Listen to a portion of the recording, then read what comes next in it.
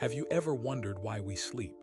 It's a question that has puzzled humans for centuries, long before the invention of sleep trackers and alarm clocks.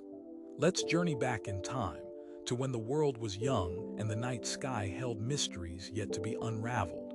In ancient Egypt, the pharaohs believed that dreams were messages from the gods. They would often have elaborate rituals to prepare for a good night's rest. One of these rituals involved placing a small statue of the god Bess near their bed. Bess was the guardian of sleep, and his presence was thought to ward off evil spirits.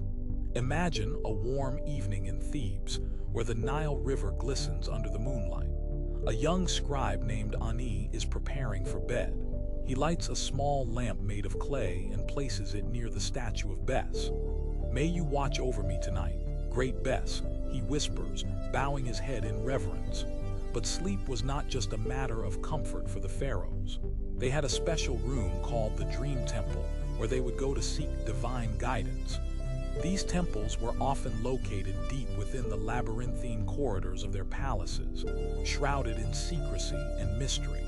In one such temple, a high priest named Horus is conducting a ritual for the pharaoh. He mixes herbs and incense, creating a thick, sweet-smelling smoke that fills the room. "O great Ra, guide our dreams tonight," he chants, his voice echoing through the stone walls. As we move forward in time to medieval Europe, the concept of sleep took on different forms. In medieval England, people often slept in what is now called a segmented sleep. They would go to bed shortly after sunset, wake up for a few hours around midnight, and then return to sleep until dawn. This period between sleeps was known as the watching, and it was a time of quiet reflection and sometimes even productivity. People would read by candlelight, write in their journals, or visit neighbors who were also awake during this time. In a small village near the coast, a young peasant named John is preparing for his first sleep. He lays down on a straw mattress, covered with a woolen blanket. The fire in the hearth crackles softly, casting shadows on the walls. "Good night, Mary," he says to his wife, who lies beside him. "Good night, dear," she replies, her voice warm and soothing. They drift off into their first sleep, unaware of the world around them. But the night is not without its surprises. In a nearby forest, a group of monks are conducting a vigil to purify themselves before an important religious festival. They light candles and chant hymns, their voices blending with the sounds of the night. One monk, Brother Thomas, feels a sudden chill. He looks up and sees a figure standing in the shadows. "Who goes there?" he asks, his voice trembling. The figure steps forward, revealing itself to be an old hermit who has lived in the forest for years. "I come with a message," the hermit says, his eyes glowing in the candlelight. "The night is full of secrets, and those who listen will find wisdom." Brother Thomas listens intently as the hermit shares stories of ancient rituals and the power of dreams. He learns that sleep is not just a period of rest, but a gateway to deeper understanding.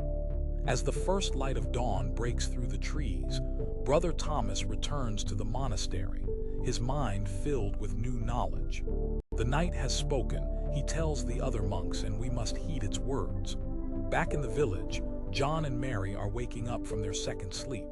The sun is just beginning to rise, casting a golden glow over the fields. They sit by the hearth, sipping warm tea and discussing their dreams.